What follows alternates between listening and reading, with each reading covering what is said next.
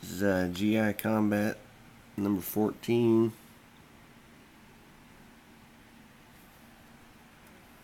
This is from 1954. There's an ad there. Invasion Top Secret. This is over during the Cold War era. This story here, there's some kind of a secret army that's invading some kind of island of Japan here. I guess they're supposed to be commies or Russians, but they don't, in the story, they don't ever find out who they are. These radio guys start getting radar signals that there's something out there in the ocean. There's a big submarines and a bunch of equipment coming on to the island.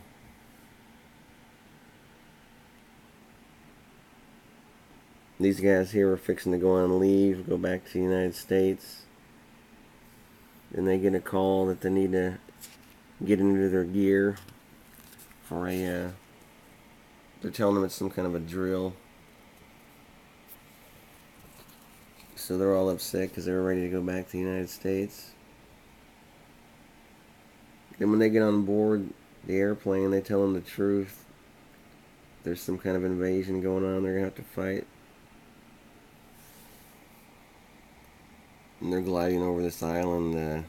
They get shot down here. Or it messes up their controls. So they have to glide down. They get out of the plane here. There's some tanks.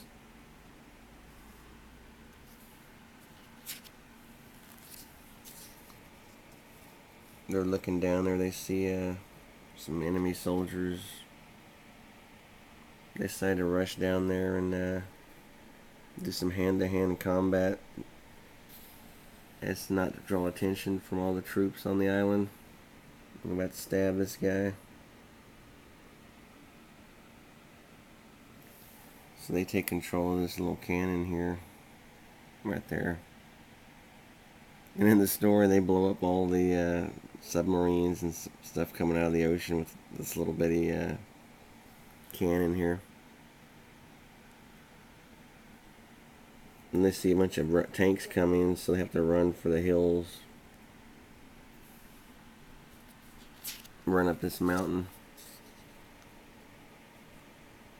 And for some reason, when the tank comes, they got their thing open up.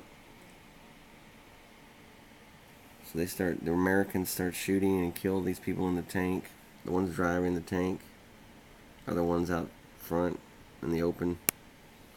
Then the other guys decide to leave the tank, so they shoot them, take over the tank here.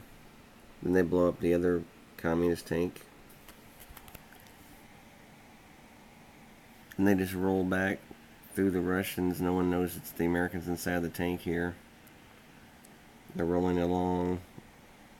And they decide to blow up the commanders here, the brass. Then we never discovered the identity of the invasion force. Then here they're going on leave again. That's the end of the story.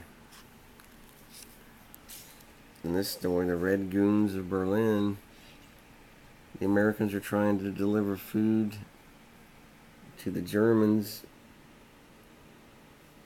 They're running late here. They're going along driving. And these red commie guys, I guess they call them goons in the story. They start shooting at the American tank. Supply jeep truck. They shoot through the window.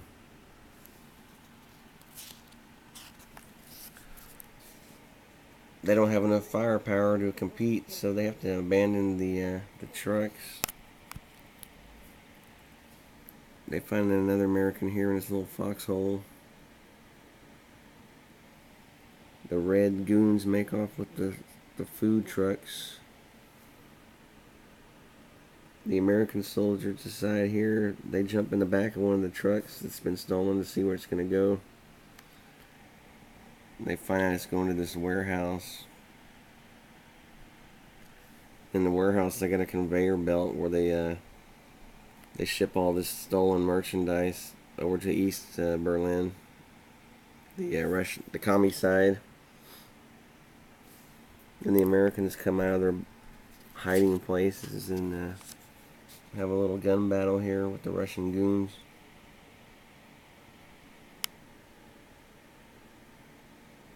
They run out of ammo, so they have to throw a barrel at them here. Hand-to-hand combat. And they thought this guy was dead, one of the other soldiers, but he was hiding. He put his shoe in the front of the box, and then slid out the back of the box. They thought he was dead. So they take over, get back the supplies, and deliver them here to the hungry German, grateful people. End of story. Trapped in hell. The story here, they got some kind of experimental new American weapons that arrive from this supply plane here.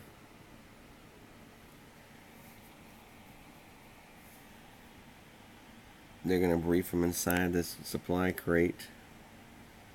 They tell them it's a bunch of new American equipment that needs to be tested. They're going to test it on this island, like a little fake battle between the soldiers, just to try out the new weapons.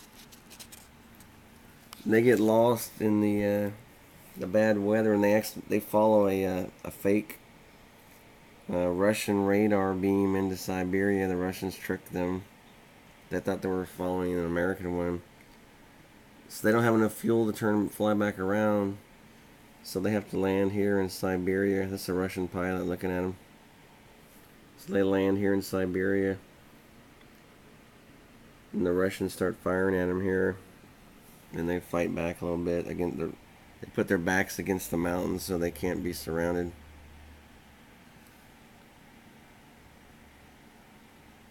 So they decide here to make a run for it. They don't want this new equipment to fall into enemy hands. So they throw it over the cliff and they run after it. The supply thing breaks apart, so they just start grabbing all the weapons and running with them. Here they got an M35 new machine gun they have to go pick up. And they're running through the woods to get away from the Russians. They find this barge they get up on.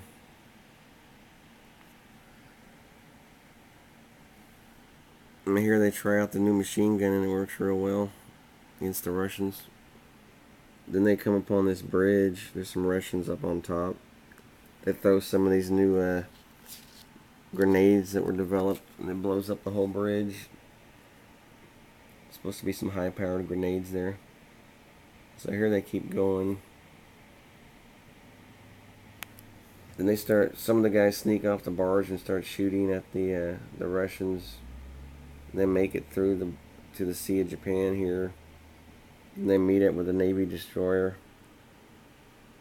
And they tell them, hey, we tested the weapons on the Russians. They weren't great. End of the story. There's an ad for free 10 Hitler head stamps. Wow. Escape from Red Fury. It's a little story. They use the word gooks in there. Spearhead assault.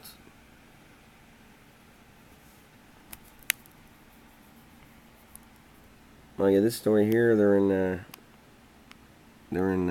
Austria, and the Russians,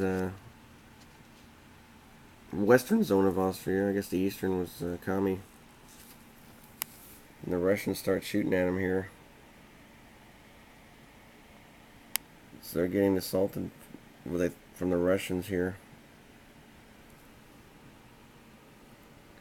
The newspapers back home talking about it's going to be World War III with Russia. Or war with Russia. The Americans start gearing up. They go try to find where the supplies are. The ammo dump gets blown up. They send all these American aircraft to try to find the supply lines. This aircraft here's got an A-bomb in it, like they might have to use it. And this pilot gets up in the air, he says he can't find any supply trucks or anything, so they don't know what's going on. They're sending a little group of 12 soldiers to try to see what's going on.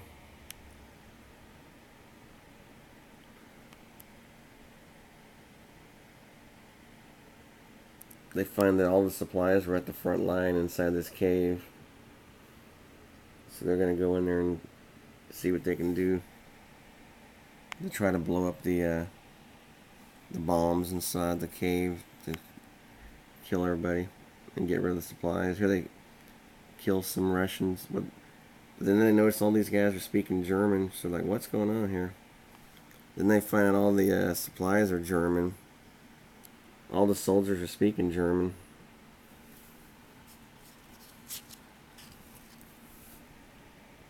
So they have a little gun battle inside here. The Germans can't fight back because they don't want to blow up all these supplies.